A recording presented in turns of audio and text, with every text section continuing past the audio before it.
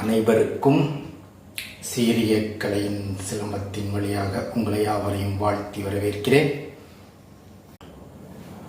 பூரண காவியம், பைபிள் மூணும் தேவையானது.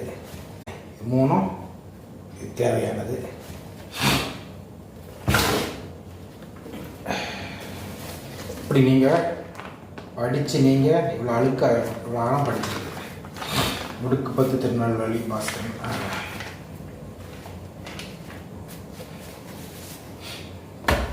இப்படி ஒவ்வொரு பாடங்களும் நிறைய எல்லாமே இருக்கு. சரி,